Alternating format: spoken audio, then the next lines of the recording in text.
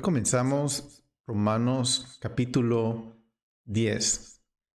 Bienvenidos, soy Mauricio Montalvo y vamos a ver este capítulo de Romanos que es muy especial, es muy lindo. Y inmediatamente entremos. Muy bien, capítulo número 10 de Romanos.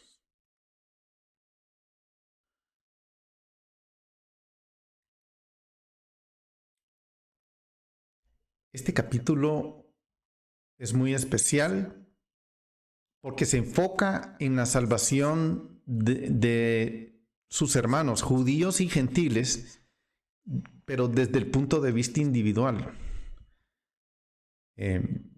Pablo se va a centrar en el tema individual de la fe de cada uno.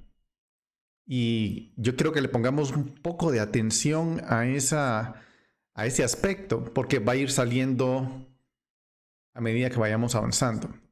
Voy a leer de Romanos el versículo 1, pero antes voy a leer Lucas 2:11, porque aquí está un mensaje que dice: porque os ha nacido hoy en la ciudad de David un Salvador, que es Cristo Jesús. Este es un mensaje que vino a través de los ángeles y es un mensaje que vino directo al pueblo de Israel. No vino a nadie más, vino al pueblo de Israel. Y el mensaje fue: el Mesías ha nacido, lo cual debería de llenar de alegría a todos los que oyeron ese mensaje. Pero comencemos leyendo el versículo 1 del capítulo 10, que dice: hermanos, el deseo de mi corazón y mi oración a Dios por ellos es para su salvación. Esto es importantísimo porque es lo que Pablo tiene en su corazón, que en su corazón tiene el deseo de que haya una apertura entre sus hermanos para que ellos puedan recibir la salvación. Este capítulo, así como los anteriores y posteriores, están enfocados en Israel. El mensaje de Pablo es totalmente apto también para los gentiles en la congregación, ya que luego les recordará a los gentiles acerca de la obediencia de la fe. Y esta obediencia de la fe es tremenda, porque aquí es donde empieza a hablar en el capítulo 1. Vamos a ver unos versículos del capítulo 1 que dicen, capítulo 1, versículo 1. Pablo, siervo de Cristo, llamado a ser apóstol, el mensajero apartado para las buenas nuevas, el evangelio de Dios. Este mensaje que ha sido difícil de reconocer aún después de que un ángel vino y dio el mensaje de que el Mesías había venido, que él ya había prometido por medio de sus profetas en las Santas Escrituras. Esto es bonito de Pablo, porque en este capítulo 10 vamos a ver mucho cómo él recurre al mensaje de los profetas para darle énfasis a su carta. En el 3 dice acerca de su hijo que nació de la descendencia de David según la carne, tal como los profetas lo habían dicho, y que fue declarado hijo de Dios con poder. Esto es tremendo porque este concepto de hijo de Dios no es fácil de asumir en la mentalidad judía. Ya aquí empiezan a romperse los paradigmas que predominaban en esa época. Conforme al Espíritu de Santidad. Es una entidad que es el Mesías, que fue declarado Hijo de Dios conforme al Espíritu de Santidad por la resurrección de entre los muertos. Nuestro Señor Yeshua HaMashiach, Jesucristo. aquí, esto es lo que hace muy, muy particular la carta, porque la resurrección de entre los muertos, esto nunca se había visto en Israel. Esto rompe todos los paradigmas, todo, cualquier protocolo religioso, aquí se está rompiendo. Muy difícil de creer todo esto. Seguimos, por medio de quien hemos recibido la gracia y el apostolado para promover la obediencia de la fe. Este es el tema muy importante que también a lo largo del libro de Romanos se va elaborando, y el capítulo 10 no es la excepción. Aquí vamos a ver cómo va elaborando esto, el aspecto de la obediencia de la fe entre todos los gentiles, por amor a su nombre, entre los cuales estáis también vosotros, llamados de Jesucristo, a todos los amados de Dios que están en Roma, llamados a ser santos, apartados, con este mensaje del Evangelio. A todos los amados de Dios que están en Roma, llamados a ser santos, gracia a vosotros y paz de parte de Dios, nuestro Padre y el Señor Jesucristo.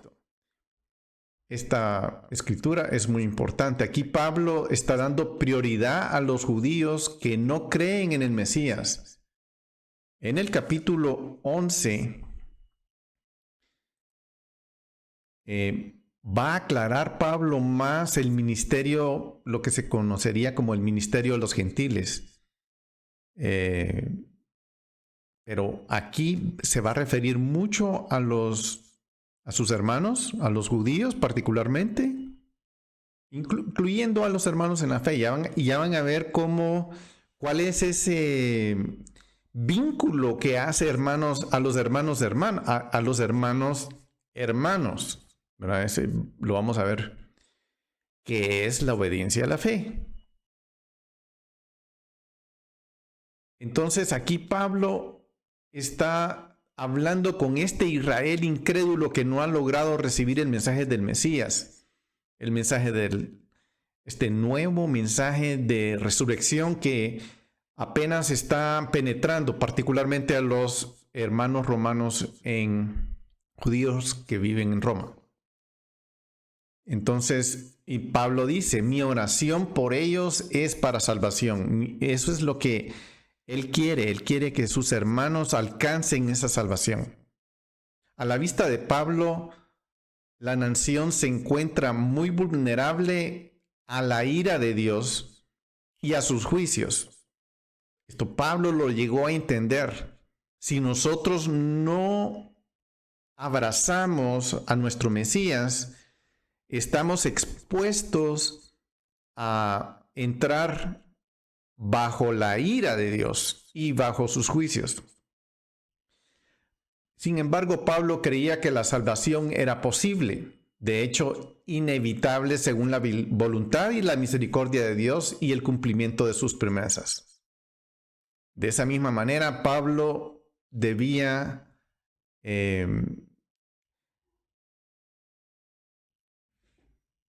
pensaba que esa debería ser la postura de Israel y también la postura de la iglesia. Pero sigamos en el siguiente versículo. Porque yo testifico a su favor de que tienen celo de Dios. Mis hermanos tienen celo de Dios. Yo era un celoso de Dios, pero yo sé que en su carácter, en su corazón, existe este celo de Dios, pero no conforme a un pleno conocimiento. ¿Qué está diciendo aquí? Ellos tienen celo de Dios, respeta a sus hermanos porque tienen ese gran celo de Dios, aunque no creen en el Mesías Yeshua, pero tienen este celo de Dios. Es una de las características fuertes. Esto es un pensamiento que da balance al resto de la carta. Pablo no está juzgando a Israel por motivos ocultos o con engaño. Israel tiene un celo genuino por Dios, pero este celo genuino está mal dirigido o no tiene un pleno conocimiento. O sea, el celo de Dios está caracterizado por un conocimiento que no es pleno, no es amplio, no es total. No es una ideología vacía. ¿Verdad? No es fanatismo. Él tenía...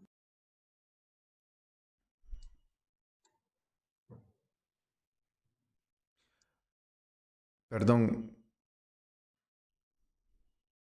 No es fanatismo. Israel está absolutamente correcto en el objetivo de su celo.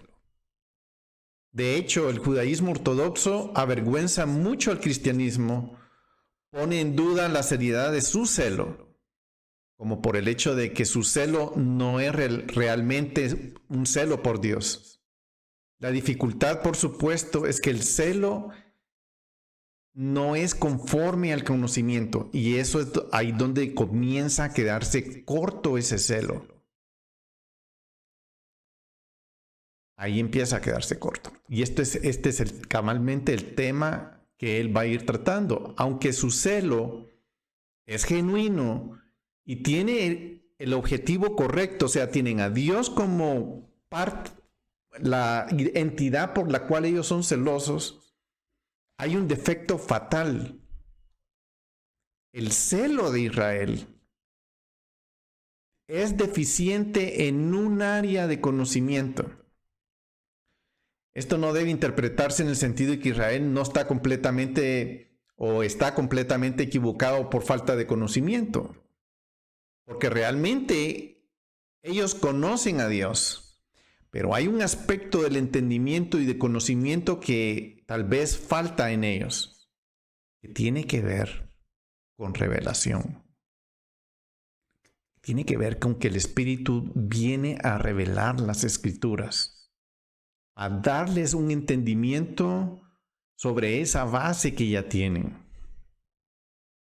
Israel en verdad tienen un celo que es verdad, pero no perciben en el Espíritu.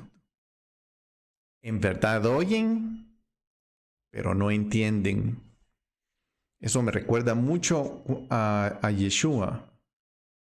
Por eso él hablaba mucho en parábolas, porque oyendo no entendían. Y está refiriéndose particularmente a las personas que están cerradas, que ellos querían mantener su estado religioso, voy a decir.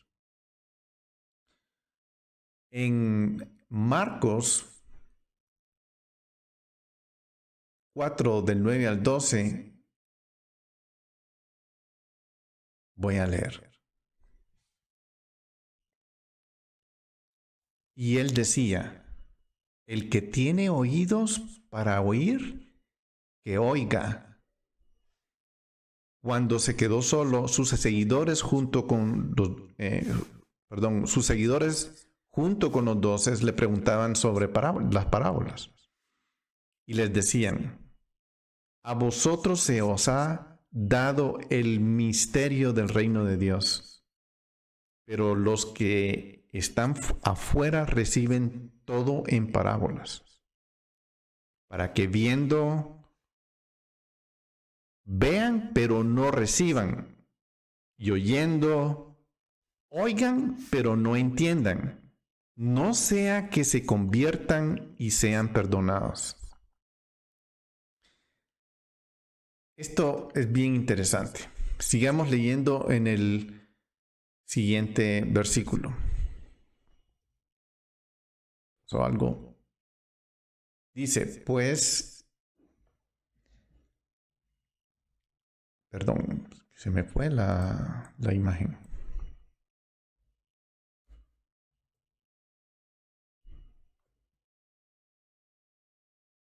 Se me sale. Bueno, pues desconociendo la justicia de Dios y procurando establecer, estoy en versículo 3 del capítulo 10, es procurando establecer la suya propia, no se sometieron a la justicia de Dios. Y aquí empieza a elaborar Pablo en lo que es ese problema de no ver, de estar viendo y no ver, o no entender, o no percibir, y estar oyendo y no entender. Y eso empieza porque desconocen la justicia de Dios, desconocen la forma en que Dios está justificando al hombre. Como desconocen esa forma, tienen que tener una forma, porque ¿cómo va a ser que no tienen una forma? Entonces procuran establecer la suya propia, porque no lo lograron ver en las Escrituras. Y como no lo lograron ver en las Escrituras, no se someten a esa forma. Ahora, viene Yeshua y Yeshua viene a enseñar cuál es esa forma de justificación. Y nuestros hermanos judíos anhelan obedecer a Dios. Pero en medio de su obediencia hay un corazón de desobediencia, porque no llegan a entender completamente, como dice Pablo, hay falta de conocimiento, es un puente que no conecta de orilla a orilla, sino hay una parte donde no conecta y ellos desconocen eso. Y puede ser que estemos, bueno, de hecho, él está hablando aquí, es esa forma de cómo ignoran cómo es la justificación que Dios está trayendo, porque no han recibido al Mesías. Hay que reconocer que su actual desobediencia tiene que ver con la histórica proyección de un Mesías cristiano pagano. Estoy tratando de verlo como hoy en día. Un judío no se va a someter a conceptos del Mesías como el cristianismo lo proyecta, particularmente cuando ignoran un buen pedazo de la Escritura, que es el Antiguo Testamento, que es invalidado. Y no estoy hablando en general, en términos generales, no estoy hablando, refiriéndome a un grupo en particular. Pero eso es como un judío percibe. Como desconocen la justicia de Dios, entonces se ven obligados a establecer, a estudiar, a ir a las Escrituras, a ir profundamente a las Escrituras y saber cuál es la forma de justificación. Y eso provoca un celo. Pero dentro de ese celo también hay ignorancia. Como Pablo tenía al rechazar al Mesías cuando él no llegaba a entender lo que el Mesías le reveló. Ahora, esta revelación que Pablo experimentó y que en cierta medida todos experimentamos, es una revelación que es transmitida. El común denominador de esta revelación es una revelación de fe, es una cuestión entre, en mi caso, yo y Dios. Dios que me está transmitiendo esa revelación y de repente comienzo a ver todo el aspecto de la revelación de Dios.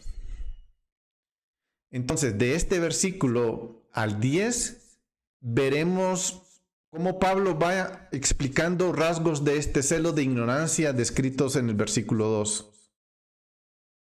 Una vez más, la frase justicia de Dios debe entenderse como la manera en que Dios declara justo al pecador. Esa es la justicia de Dios. Dios viene a darnos la forma de cómo ser justos delante de Él. Y solo hay una. Entonces Pablo ha proporcionado aquí una oración cuidadosamente redactada y equilibrada para describir esa falta de entendimiento que impera en ese gran celo judío que existe en ese corazón, en esos corazones, que ellos han cultivado, esculpido como una gran joya, que quiero decir que es tremendo el entendimiento y cómo la forma de esculpir los conceptos de la Biblia, de la Torá, son impresionantes, sumamente profundos, sumamente elevados, o sea, la capacidad humana de pensar, de estudiar, se exhibe ahí. Y pienso que es algo bueno. Pienso que es tremendo, es sumamente impresionante. Es positivo, pero tiene una mancha o un aspecto de que le falta, que es esa falta del Espíritu de Dios, es eso mismo que Pablo experimentó, que le faltaba. Entonces, hay dos aspectos de su falta en conocimiento y luego describe la desobediencia posterior. Número 1, carecen de conocimiento de la entrega del Hijo de Dios. A ellos vino la revelación del cielo, llegó directamente, no vino a través de una religión, no vino a través de que el cristianismo existió, no existía, vino directamente del cielo, se manifestó ahí, pero no fue recibido por el pueblo. Su propio Mesías se manifestó, vino gratuitamente para justificarlos para vida eterna. La justicia de Dios fue hecha, pero ellos, aferrándose a su estado justo, declarándose ser hombres sabios, que creo que sí, son sabios, pero no lo suficientemente sabios para alcanzar la justicia de Dios. Ahí se vino abajo todo el entendimiento. Yo quiero decir que el entendimiento que hay en ellos es totalmente impresionante, es de admirar. El esfuerzo humano que hay ahí es tremendo, es fuerte, pero no alcanzó la justicia de Dios. Entonces, como dice ahí, no habiendo alcanzado esa justicia, establecieron su propia justicia.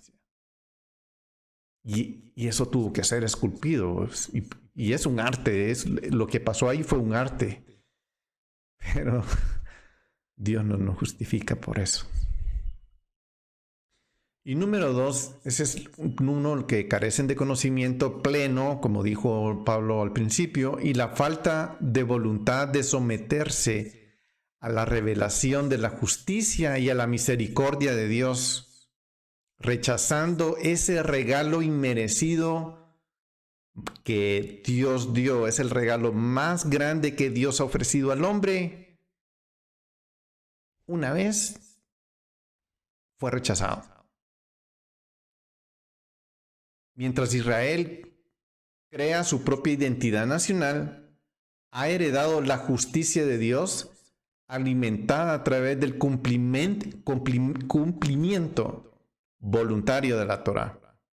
No podrá recibir el regalo de Dios. Mientras ellos anden que cumpliendo la Torá vamos a ser justificados, en otras palabras,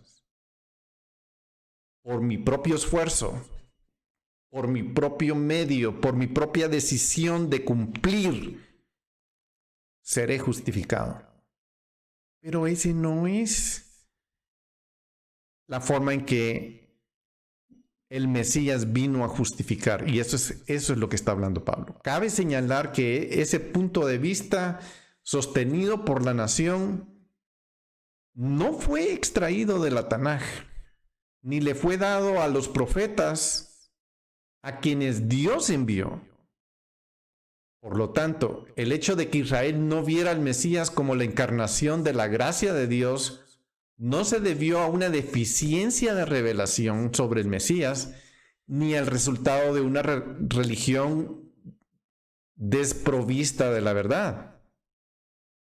Ellos custodiaron los oráculos de Dios directamente de Él. Estaban escritos, ellos los tenían, ellos los custodiaron, pero no llegaron al pleno conocimiento. Tenían una teología fabricada de la revelación de Dios y los profetas que Él había enviado. Su orgullo étnico y religioso fue enteramente concebido y diseñado para autorresguardarse e independizarse del resto del mundo, alejarse del mundo y decir, estos somos nosotros, esta es nuestra identidad, esto es lo que creemos y nuestro mundo venidero está establecido, porque eso somos nosotros. Todo gira alrededor de una identidad fabricada, muy bien fabricada, por el esfuerzo increíble e impresionante. Pero no es la justificación de Dios. Ellos decidieron aferrarse a eso y a esa identidad nacional antes de reconocer al Mesías que vino, que fue rechazado. Sigamos en el versículo número 4. Y dice,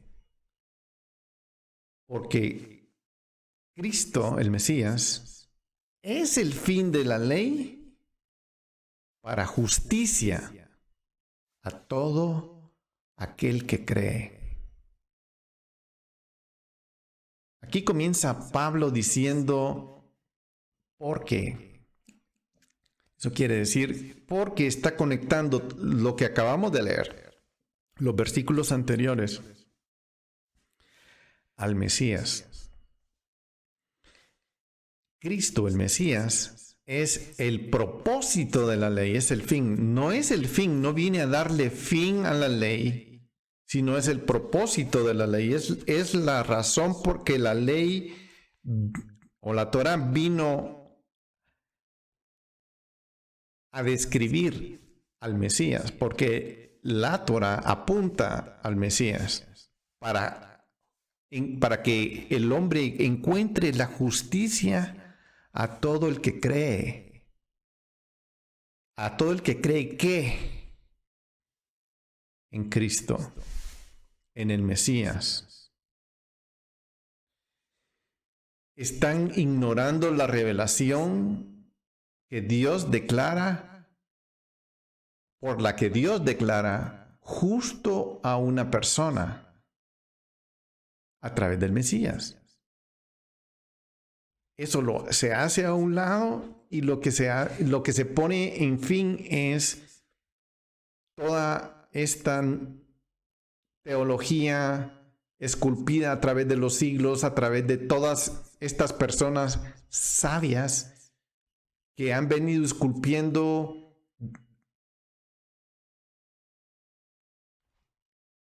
esa teología que les da identidad, que abrazan, la tienen como una columna fuerte, pero que no La Torá no la apoya ni los profetas. Y esto es hacia ahí va Pablo en esta carta. La meta por la que la Torá apunta es el Mesías. Reconocer y confiar en el Mesías que ofrece en base a esa confianza la justificación que ellos luchan por obtener. A pesar de que la interpretación de estos versículos es fuertemente disputada y por ende malentendida, nadie entiende su fundamento crucial. Nadie entiende mucho lo que Pablo está diciendo, aún en nuestro medio. Porque a Pablo no se le ha entendido bien, pero no se le ha entendido bien. Ahorita estamos hablando qué es el mensaje que Pablo está dando a sus hermanos. Y estoy haciendo esa comparación con sus hermanos. Pero no hay otra comparación. No, Pablo no tiene en mente gente cristiana. No. No está en su mente eso. En su mente está el desconecte de ese entendimiento que sus hermanos no logran alcanzar. Y ese desconecte se da por la falta de fe. Falta la fe. Y eso es lo que Pablo está luchando por decir. Ese es lo que él está tratando de explicar.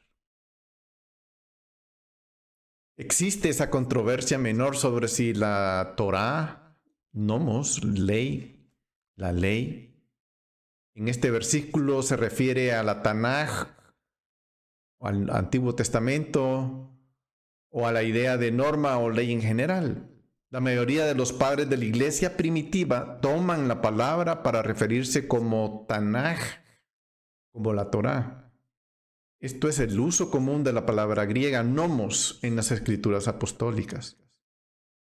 El acierto de este versículo se basa en la palabra fin, telos, que debe entenderse en este versículo si, como algunos han sugerido, la palabra indica el fin. Algunos piensan que es el fin. Y ahora ya estoy cambiando de la mentalidad de los judíos a la mentalidad occidental que proponen que es el fin. Por supuesto, Pablo ha negado eso desde el principio de la carta y lo va a seguir negando. Este es otro tema, pero no me voy a detener ahí. Entonces, algunos dicen que Yeshua puso fin a la Torá y eso causó que terminara en lo que respecta a la justicia. Como que si el fin justificara los medios. Tampoco la justificación a través del Mesías anula la Torá. Tampoco. ¿No es el Mesías el verbo hecho carne? ¿No es el Mesías la encarnación de la palabra? Entonces, ¿cómo puede anular su esencia? No puede.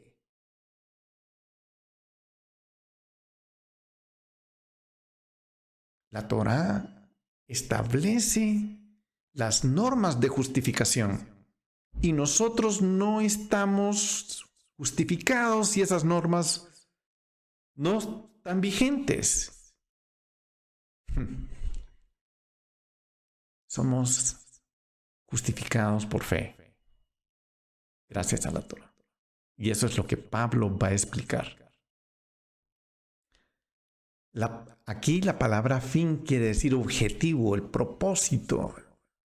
Eso estoy disparando al propósito, estoy viendo el fin, el propósito es pegarle al blanco. La meta de la Torá es justificar al hombre a través de la palabra. De la palabra telos derivamos términos como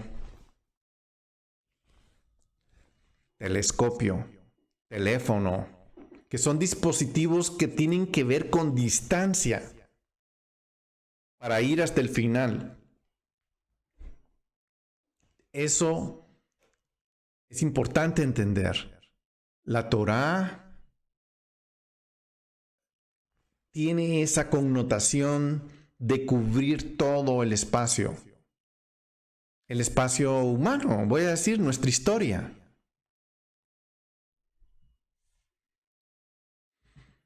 Es impresionante. Veamos en Mateo 5.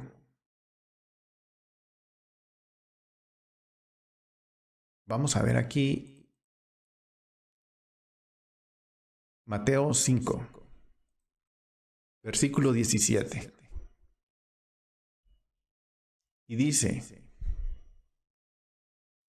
no penséis que he venido a abolir la ley o los profetas. La ley o los profetas, toda la Tanaj. No he venido a abolir, sino a cumplir. Es importante, esto es tremendo. De la boca de quién salió esta frase. De Yeshua. De su boca salió esta frase tan clara. Más clara no puede ser. Así es como salió y más claro que esto no puede ser. Incluso Lutero interpretó este versículo como una enseñanza de que cada palabra de la Biblia apunta al Mesías. Cada palabra de la Biblia apunta al Mesías y él veía eso en esto. Calvino escribió: este notable pasaje declara que la ley en todas sus partes se refiere al Mesías, a Cristo, y por tanto nadie podrá comprenderla correctamente si no se esfuerza constantemente por alcanzar esa marca. Los comentaristas modernos se inclinan más a interpretar este versículo como terminación para el significado de fin, telos. Por ejemplo, después de decir que la palabra fin, telos, significa terminación o final, sino también propósito o intención. También eso es, o sea, están las dos cosas, pero cuando vamos al contexto sabemos de qué se está refiriendo. No se está refiriendo a que se le está poniendo el fin a algo para comenzar algo nuevo, sino que el contexto dice es el término distancia el que está cubriendo el telos, telescopio. Cielo y tierra pasarán, mas su palabra no pasará. La justicia que viene como el fruto inevitable de la fe en el Mesías, ese es el objetivo. Eso es lo que se busca. Veamos en el siguiente versículo, en Romanos 7:12 dice: así que la ley es santa y el mandamiento es santo, justo y bueno. Estamos en contexto. Voy a leer el 14. Porque sabemos que la ley, la Torá, es espiritual, pero yo soy carnal, vendido a la esclavitud del pecado. Bajo la perspectiva cristiana, yo quisiera sugerir: no cometamos el mismo error que cometieron nuestros hermanos judíos, que esculpieron una teología, excluyendo la revelación total de la palabra. La Torá es parte de esa revelación. La Torá es lo que está escrito ahí, lo que nos justifica, y vamos a ver eso. Pablo aquí se detiene a revelarlo.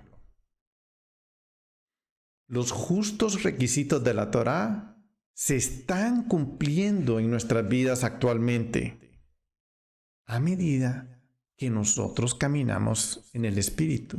¿Por qué? Porque la Torá es espiritual. Veamos en Romanos capítulo 8, versículo 4.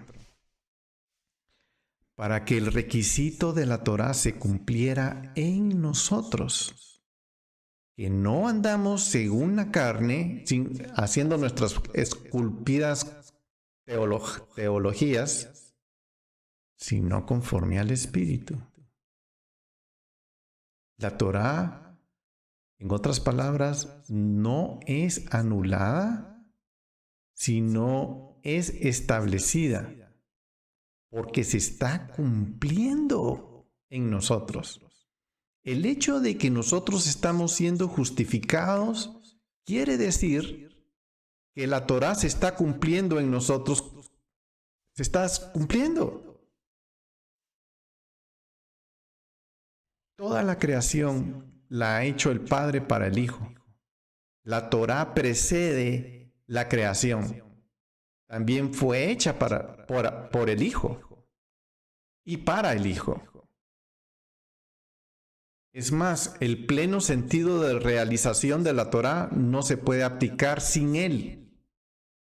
La Torá y el Hijo es la palabra viva, es lo que nosotros vemos en lo que conocemos como el verbo. Es la palabra en acción, es la palabra revelándose en acción. Veámoslo en las palabras de David. Vamos a leer Romanos capítulo 3, versículo 31, y dice: ¿anulamos entonces la ley por medio de la fe? En ningún modo. Al contrario, confirmamos la Torá.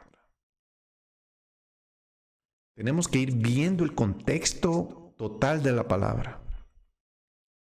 ¿Está siendo la Torá anulada? No. De ninguna forma. Sino está siendo confirmada. Veamos el Salmo 119, versículo 158. Veo a los pérfidos y me repugnan, porque no guardan tu palabra. Mira cuánto amo tus preceptos. Vivifícame, Jehová, conforme a tu misericordia. La suma de tu palabra es verdad, y cada una de tus justas ordenanzas es eterna. Pero lo que quiero decir con esto es que cuando se trata de una aplicación adecuada de palabras y verdades de la Torá, los sabios que han rechazado a Yeshua pasan por alto los aspectos más importantes de la Torá. Pero el espíritu de la Torá no está solo en la sabiduría que proporciona para la vida diaria, tanto como fuera de la comunidad de fe, sino también su habilidad divina para mostrarnos constantemente nuestras debilidades y deficiencias, insuficiencias y por lo tanto nos conduce a Dios buscando su misericordia, su gracia. La Torá promueve el arrepentimiento y el acercarse a Dios para encontrar su gracia y su misericordia. Además, la Torá nos trae un sentimiento de culpa por las veces que por motivos malvados y egoístas hemos transgredido los mandamientos de Dios en favor de nuestros propios placeres y nuestros deseos. Sigamos el versículo 5. ¿De quiénes son los patriarcas? Y de quienes según la carne procede el Cristo, el cual está sobre todas las cosas. Dios bendito por los siglos de los siglos. Amén. Yeshua es el fin de la Torá. Para justicia a todo que en él cree, de quienes son los patriarcas y de quienes según la carne procede el Mesías, el cual está sobre todas. El Mesías está sobre todas las cosas. Dios bendito por los siglos. Amén. Tremendo esto. Nuevamente, aquí está amarrando lo que veníamos hablando. De ninguna manera está tomando las cosas que agregan a una teología o a una narrativa. Pablo se dispone a fundamentar, a enfatizar, a corroborar algo que ya dijo. La meta es Yeshua. Cualquiera que cree en él podrá estar justificado ante Dios. Nuestra tarea será ver cómo este versículo apoya la afirmación del versículo 4. En el versículo 6, que viene, vuelve a decir, pero, cuando se combina por qué y después pero, se considera un contraste. Vamos a ver un contraste. Por lo tanto, la interpretación normal del versículo 5 es que presenta un contraste con el versículo 6.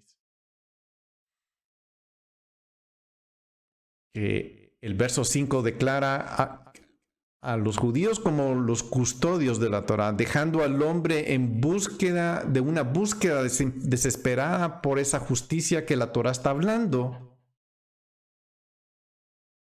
que no pudieron alcanzar a través de las obras de la Torá, porque la única forma, lo único que vieron en su entendimiento fue tratar de alcanzar esas obras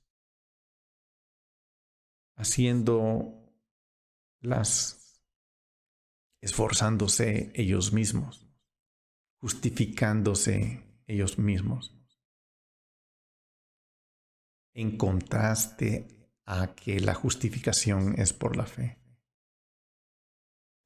Yeshua es el único hombre que alguna vez podría alcanzar el estatus de justo haciendo lo que es justo porque lo hizo perfectamente. Aquí Pablo no está comparando la vida que vivió Yeshua con la vida que vieron los judíos para justificar o cumplir la Torá. El mismo Rashi en Sifra comenta acerca del Levítico. Aquí se refiere al mundo de venidero, porque si dijéramos que se refiere a este mundo, no estaríamos muriendo. Lo que él está diciendo es que si nosotros llegáramos a justificarnos al cumplir la Torá y pudiéramos llegar a ese estado de justificación, no moriríamos. ¿Y qué pasa? Morimos. Entonces, este estado de justificación a los que ellos están viendo, Rashi dice, eso no lo podemos alcanzar ahora. Eso es para el mundo venidero. La frase vivirá por ella se refiere a la vida eterna. Veamos Levítico 18:5.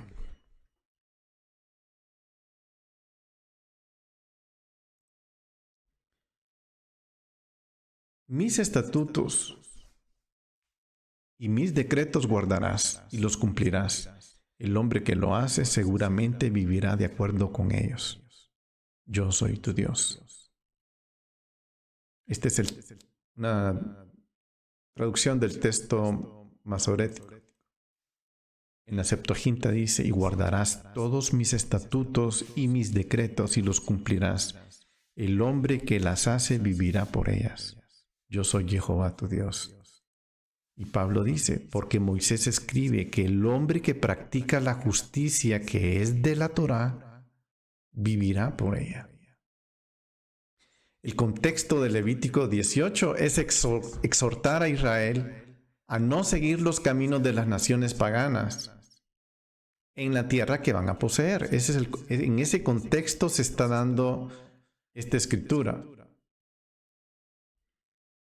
En lugar de adoptar las costumbres paganas, debían seguir y guardar los mandamientos de Dios, como lo revelan sus estatutos, juicios, mandamientos, es decir, la Torá que fue entregada en Israel por medio de Moisés. Por tanto, este versículo 5 es el resumen de la declaración inicial.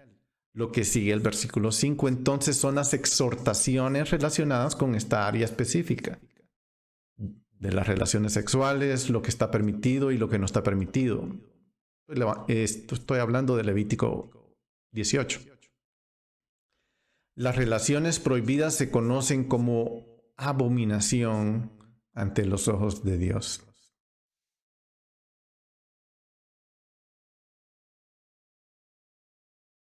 En Levítico 18:5 se cita en Ezequiel 20. Este verso de 18:5 se cita aquí. Ezequiel, en capítulo 20, dice: les di mis estatutos y les hice conocer mis decretos, por los cuales el hombre vivirá si los cumple. Y el 13 dice: pero la casa de Israel se rebeló. Aquí los profetas nos están dando la idea de qué fue lo que sucedió. ¿Qué pasó? Les di mis estatutos, les di mis decretos. ¿Y qué pasó? La casa de Israel se rebeló contra mí en el desierto. No anduvieron en mis estatutos y desecharon mis decretos, por los cuales el hombre que los cumple vivirá. Y mis días de reposo profanaron en gran manera. Entonces decidí derramar mi furor sobre ellos en el desierto para exterminarlos. Cabal. La ira de Dios vino. En las escrituras apostólicas, Pablo cita esto en dos lugares, en Romanos 10:5 y también en Gálatas.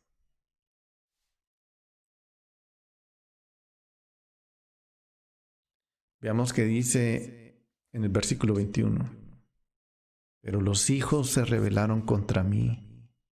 No anduvieron en mis estatutos. No tuvieron cuidado de cumplir mis decretos, por los cuales el hombre que los cumple vivirá.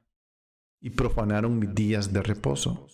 Entonces decidí derramar mi furor sobre ellos, para desahogar contra ellos mi ira en el desierto.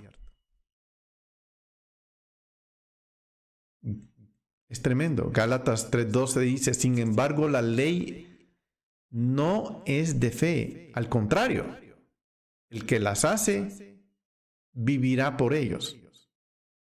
Y esto es lo que le va dando un poquito de luz. No que los estatutos fallaron. Y eso Pablo lo explica, no que la palabra haya fallado. Lo que sucedió, como dice en Gálatas, es que no lo hicieron por fe. No lo hicieron con fe. Aparentemente, la fe es ese entendimiento, ese conocimiento que faltó para conectar, por la razón por la cual no conectaron con el Mesías.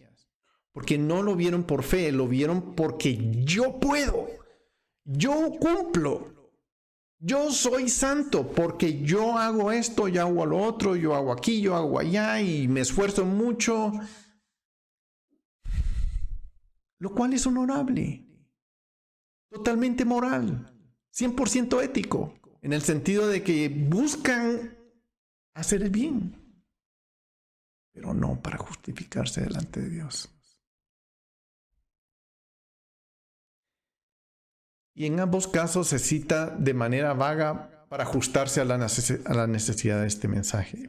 En el pasaje de Ezequiel, el cual es un relato de la historia de Israel en su rebelión contra Dios y posterior exilio fuera de la tierra. Es un relato histórico de lo que sucede después de Levítico 18, que fue lo que sucedió a la nación.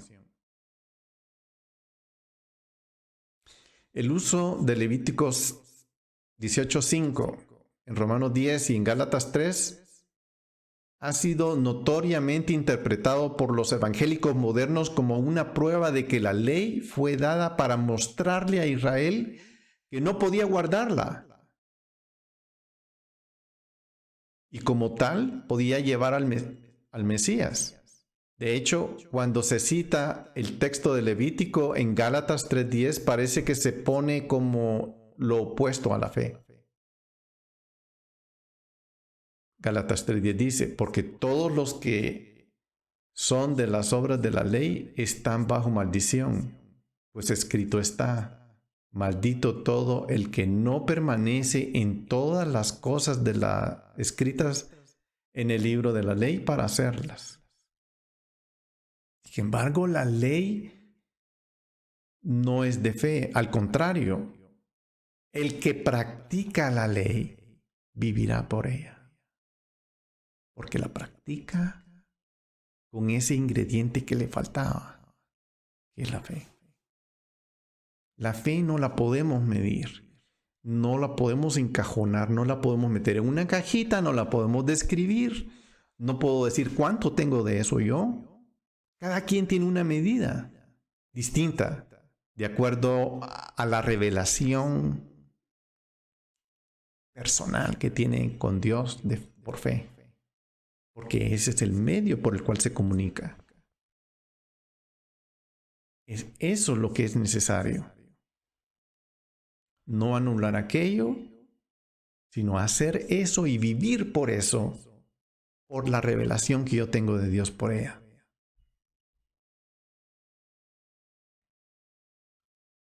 Entonces, ¿cómo conciliar estas declaraciones claras de Pablo con respecto a la Torá?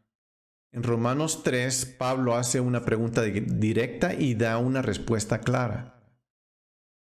En el 31 dice, ¿anulamos entonces la ley por medio de la fe? ¿Anulamos entonces la ley por medio de la fe? O sea, el aspecto de la fe que vamos a tener nosotros va a hacer que la Torá sea anulada. De ningún modo. Al contrario, confirmamos la fe. El hecho de que esta explicación de Levítico 18:5 tenga perfecto sentido en Romanos 10 está respaldado porque Pablo continúa citando Deuteronomio como indicativo del método adecuado, como la forma para poder redondear y entender qué es lo que está diciendo. Está mal Moisés en Levítico 18, pero en Deuteronomio, ¿qué dice? Veamos.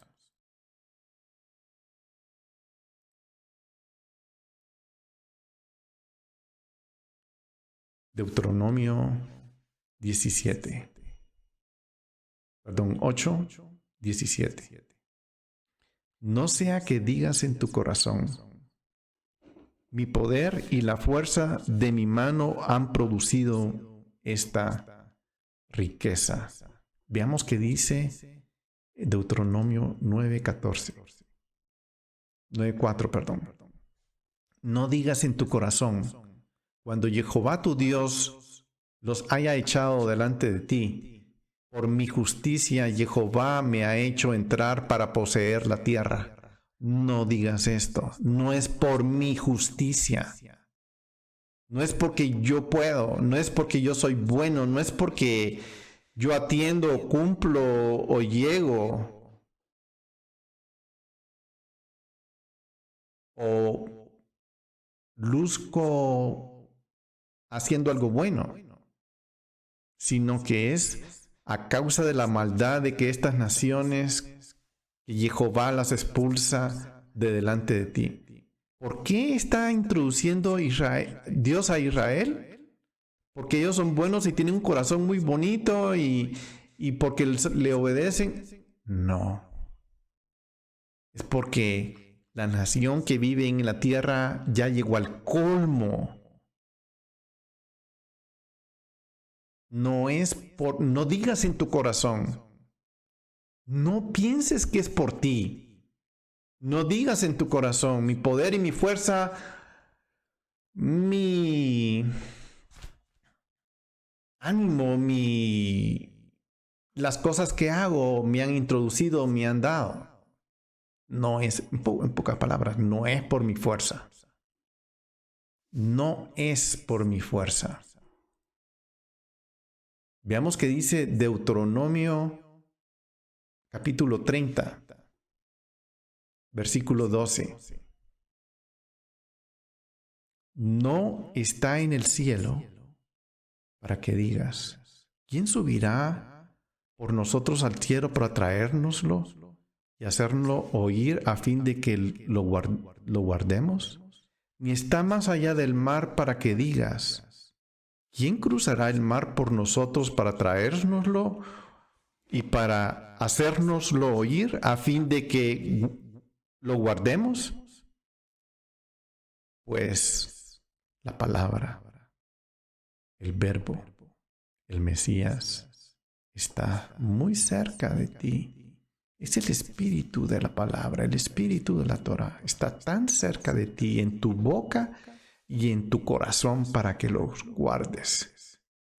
Aquí hay una conciliación entre la palabra y la acción, el verbo, que es el que se cumple en el Mesías. La palabra, la Torah, y la acción, la realización de la Torah, se materializa en el cumplimiento del Mesías. Y el Mesías tiene una cara, tiene una entidad, ese verbo. Es el Mesías.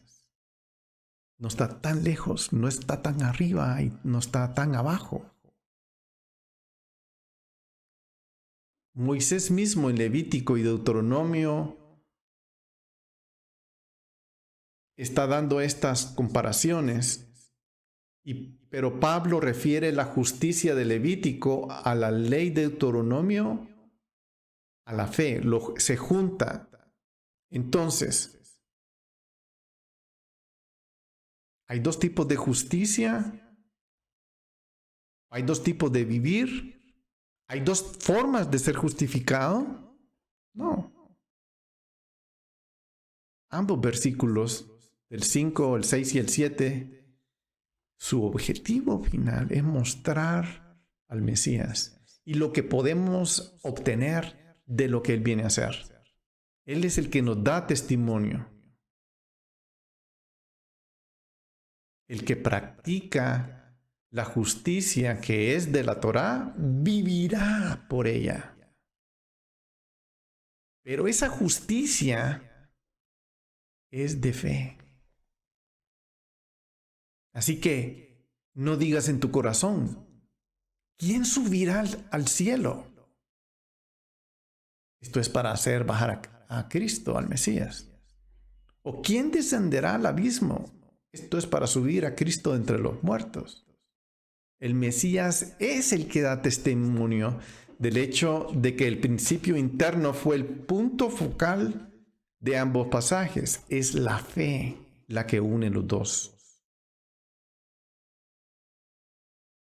En Deuteronomio 36 habla de que Jehová va a circuncidar el corazón y el corazón de tus descendientes para que ames a Jehová tu Dios con todo tu corazón, con toda tu alma, con toda tu fuerza, a fin de que vivas por ellas.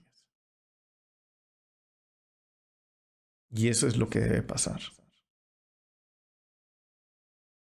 Este es el mandamiento que Dios nos da para que nos ordena, que no es muy difícil para nosotros y que no está fuera de nuestro alcance, como dice en Deuteronomio 30:11. Y la razón por la cual no son difíciles es porque están cerca del que ha creído en la boca y en el corazón. No son inalcanzables en el cielo o debajo de la tierra, en alguna situación mística o casual.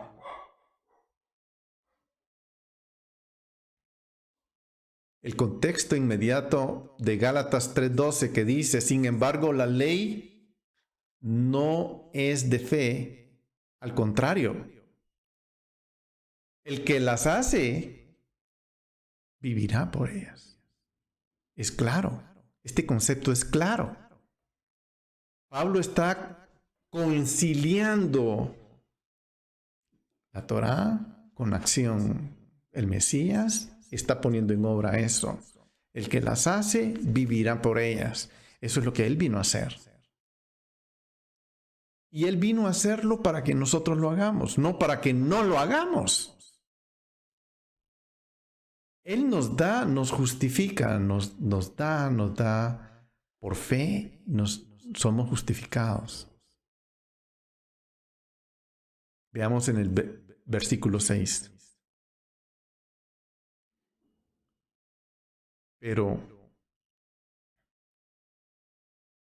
Versículo 6. Pero no es que la palabra de Dios haya fallado, porque no todos los descendientes...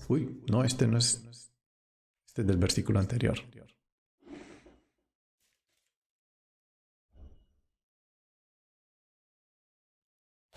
Perdón. Este versículo 6 lo voy a leer de la Biblia. Dice, pero la justicia que es de la fe, dice así, no digas en tu corazón, ¿quién subirá al cielo? Esto es para hacer bajar a Cristo. ¿O quién descenderá al abismo? Ya estoy en el versículo 7. ¿Quién descenderá al abismo?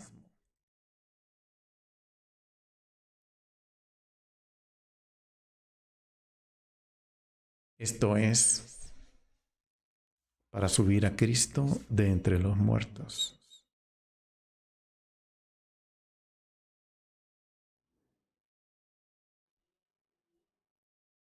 Mas, ¿qué dice? ¿Qué dice? Cerca de ti está la palabra, el verbo, la Torá, está cerca de ti, está en tu boca y en tu corazón. Que esto es la forma de que llegue a la boca y al corazón es por la fe. Es por la fe.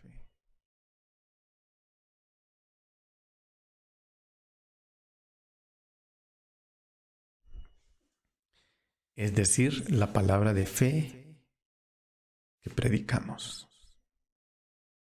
Aquí está esa conciliación en la palabra de fe que predicamos.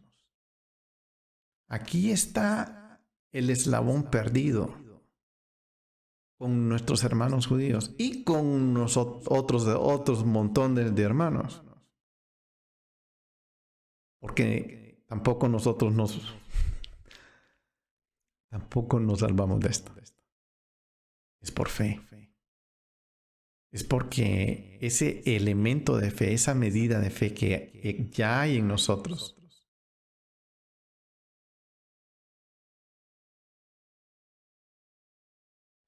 hacer la Torah es resultado de la fe. Voy a repetir esto. Hacer la Torah es el resultado de la fe, no el resultado de mi esfuerzo. Es muy diferente.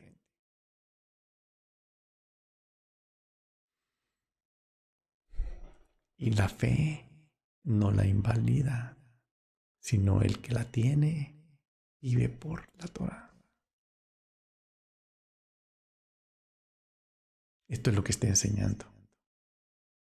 Pablo está diciendo que la justificación por la fe se enseña en Deuteronomio y la santificación se da mediante la obediencia a esa fe que yo creo. Pareciera que este concepto está fragmentado. Está en Deuteronomio y está en Levítico. Deuteronomio 8:17 dice: no sea que en tu corazón digas, mi poder y la fuerza de mi mano ha producido esta riqueza. Y Deuteronomio 9:4 dice: no digas en tu corazón, cuando Jehová tu Dios los haya echado delante de ti, por mi justicia, Jehová ha hecho entrar para poseer esta tierra, sino que es a causa de la maldad de las naciones. La causa por la que tú estás entrando a la tierra es mi causa, no la tuya. Tú no lo produces. Yo no produzco fe haciendo cosas. Yo no tengo fe, yo no produzco fe porque voy a mis reuniones todo el tiempo. No es cuestión de accionar en obras. ¿Qué es lo que Pablo está argumentando? Es por fe. Es muy interesante. La justicia que es de fe dice así: no digas en tu corazón, ¿quién subirá al cielo para hacer bajar a Cristo? ¿O quién descenderá al abismo? Esto es para subir a Cristo de entre los muertos. Mas ¿qué dice? Cerca de ti está la palabra, la revelación, el rema. Es esa cuestión de revelación que no viene por leer, que no viene por mi esfuerzo, que no viene porque yo me esmero mucho y porque yo trato de ser el mejor yo que pueda. Viene por el rema, por la revelación. Y esa revelación crea en mí, abre espacios de fe que no puedo alcanzar por mis propios medios.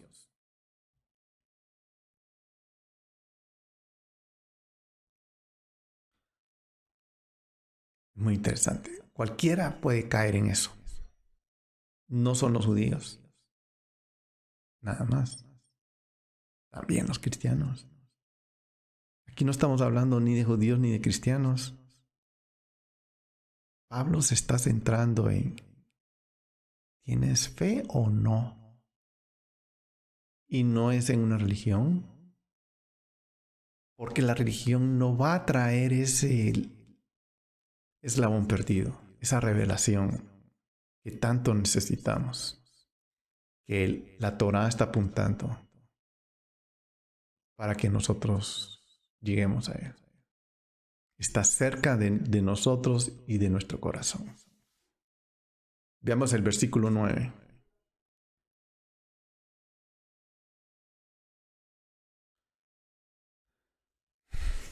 Que si confiesas con tu boca a Jesús por Señor, a Yeshua por Mesías, y crees en tu corazón,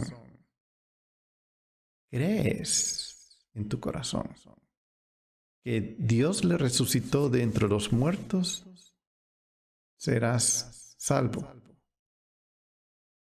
Esa palabra, ese rema, esa revelación está cerca de mí. Aquí está Pablo dando el fundamento de que la palabra está cerca de mí. Si yo confieso que esa palabra está cerca de mí, ese verbo está cerca de mí, en mi boca y en mi corazón. La cita de Deuteronomio tiene el mismo orden, boca y corazón. Y siguiendo este orden, debemos entender que Pablo nos está dando esa explicación adicional del pasaje de Deuteronomio como palabra de fe. Romanos 1:5 dice, por medio de quienes hemos recibido la gracia y el apostolado para promover la obediencia de la fe. No la fe, la obediencia de la fe.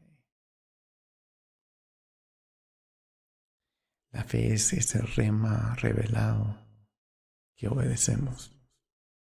Es esa palabra de Dios que obedecemos. La recibimos, es revelada a nosotros y obedecemos. La palabra griega homolegein, que significa reconocer públicamente, se traduce como confesar. Reconocer públicamente, que literalmente significa si yo digo la misma cosa. Si seguimos el contexto que venimos hablando de la palabra, es que Dios ha revelado a su Hijo. Que esto es lo que significa confesar a Yeshua como Señor. Kurios, dice en griego. Y kurios en griego, según la Septuaginta, está en miles de situaciones o traducciones revelando a Yod, Hei, Vav, Hei. Si confiesas con tu boca a Yeshua por Yod, Hei, Vav, Hei, aquí nos estamos entrando en cuestiones de fe, y crees en tu corazón que le resucitó dentro de los muertos, serás salvo. Aquí está materializando, está conectando con ese aspecto de la fe, la revelación que hay entre la Torá y el Mesías como uno. Esa conexión de fe que solo se puede alcanzar por fe. De esa manera, no hay otra forma de alcanzarlo. Esa revelación que necesitamos. No podemos rechazar la Torá. No podemos rechazar la esencia y el espíritu del Mesías. Por lo tanto, debemos confesar a Yeshua como Kurios, como Señor, como Yod Hei Vav Hei, como Adonai.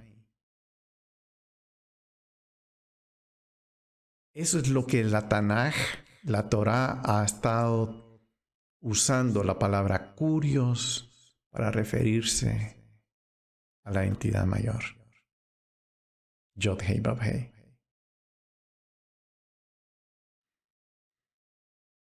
Con esta frase, confesar al Señor como Mesías, equiparándolo con Yeshua, con el Eterno, con el nombre inmutable, Yod-Heh-Vav-Heh. Eso solo se puede hacer por revelación. O Dios lo revela por fe. Que esa es la parte que todos necesitamos. O no lo revela. Algunos vamos a rechazar una parte y otros vamos a rechazar otra parte. Porque carecemos de ese elemento. Y como carecemos de ese elemento, debemos conectar a través de una teología. Y eso es lo que nos va a llevar a una justificación.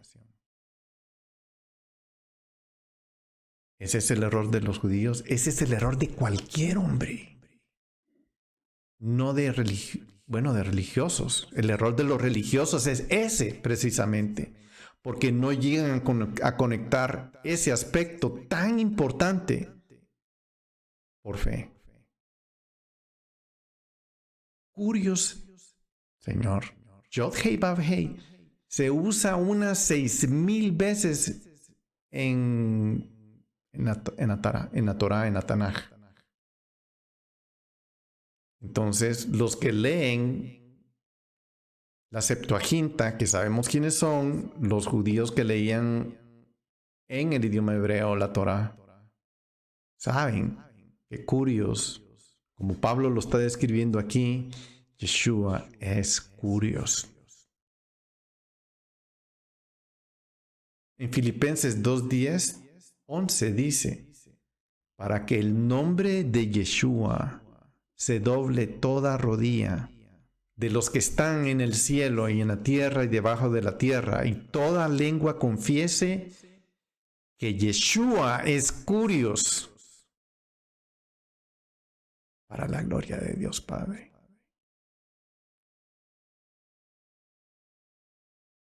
Esta no es una palabra fácil para nadie. No digo para aquellos o para aquellos. Aquellos hicieron su teología y aquellos hicieron su teología. Nadie, ni ellos, lo recibieron por fe. Tenemos que recibir la revelación por fe. ¿Quién es Yeshua? La palabra verdadera.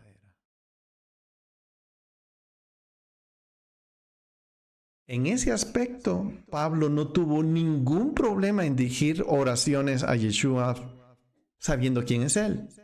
Curioso. 1 Corintios 16:22 dice, si alguno no ama al Señor, a Curios, que sea anatema. Maranata. Romanos 10:12-14 dice, porque no hay distinción entre judíos y griego. El mismo Curios es Señor de todos, abundando en riquezas para todos los que le invocan. Porque todo aquel que invoque el nombre de Curios, Yod-Heh-Vav-Heh, será salvo. ¿Cómo pues invocarán aquel a quien no han creído? ¿Y cómo creerán en aquel de quien no han oído? ¿Y cómo oirán sin haber quien les predique? ¿Quién conecte? Como Pablo lo está haciendo en este capítulo, que por fe tenemos que conectar con esta revelación que la Torah y el Mesías son uno. Ya estoy botando yo mi lámpara. Entonces, Pablo está hablando para los de la perspectiva judía. Orar a alguien que no sea Yod-Heh-Vav-Heh es una aberración. Pero Pablo lo está conciliando. en este pasaje. Pablo está haciendo esa conciliación.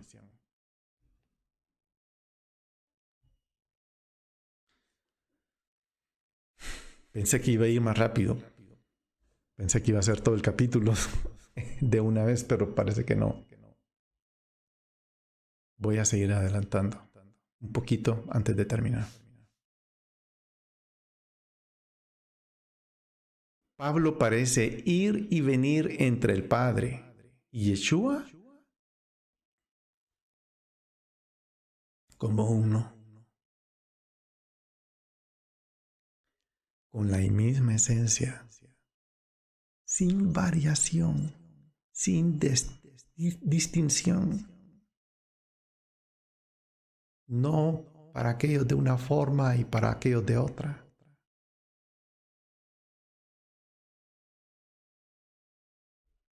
Hechos 20:28 dice: tened cuidado de vosotros y de toda la grey en medio de la cual el Espíritu Santo os ha hecho obispos para pastorear la iglesia de Dios, el cual Él compró con su propia sangre.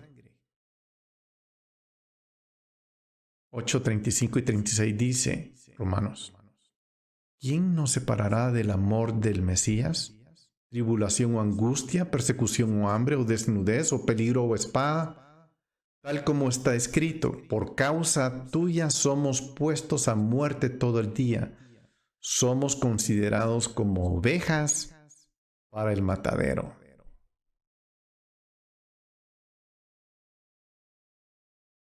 El amor de Dios y el amor del Mesías son fácilmente intercambiables.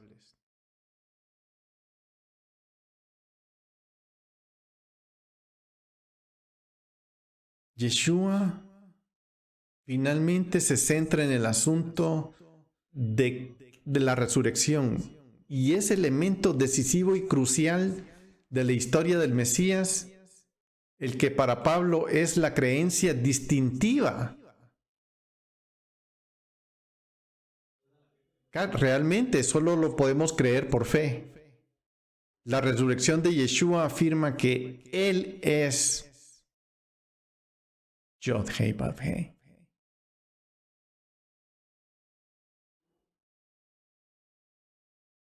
En el plano de la revelación de la Torah.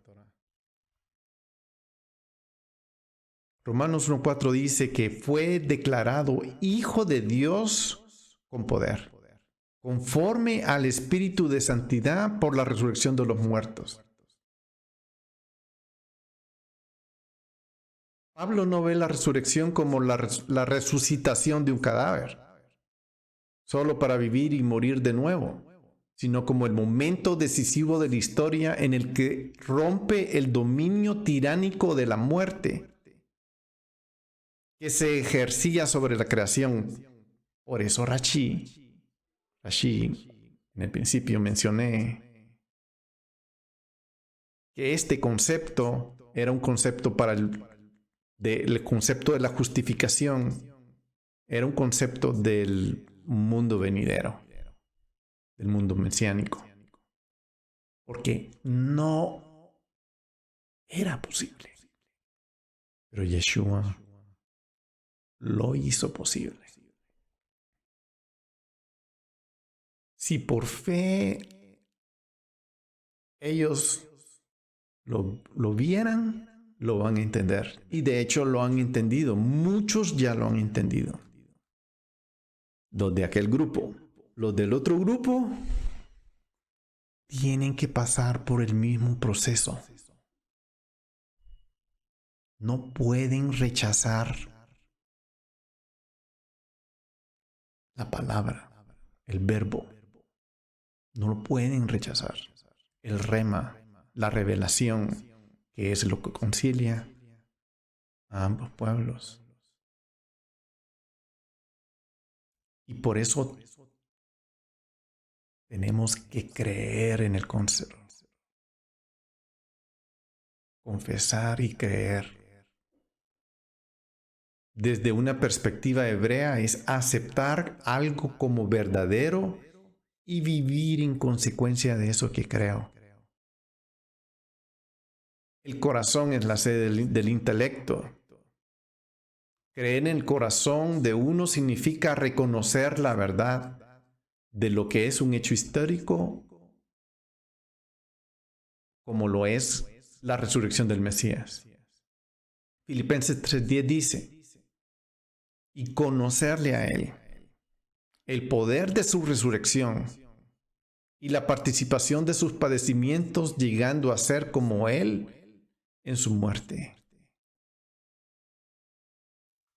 Y el versículo 10 dice, porque con el corazón se cree para justicia y con la boca se confiesa para salvación. Ahora el orden se invierte. La fe precede a la confesión. Y esa es una medida, yo no lo puedo explicar. Yo no puedo decir qué quiere decir fe, no tengo esa capacidad.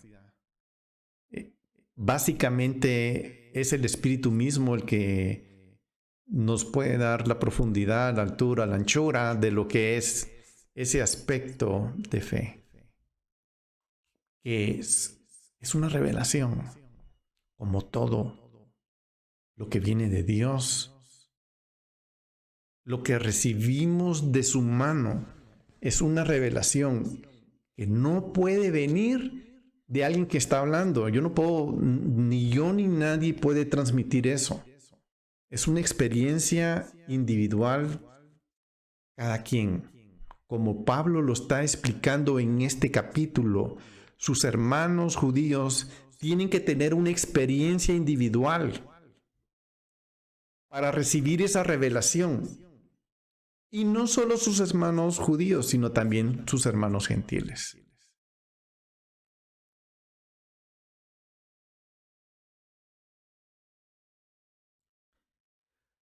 Para Pablo, la creencia y la confesión son dos caras de la misma moneda. La Torá y el Mesías son dos caras de la misma moneda. No podemos decir que tenemos fe genuina si abrazamos una y rechazamos otra.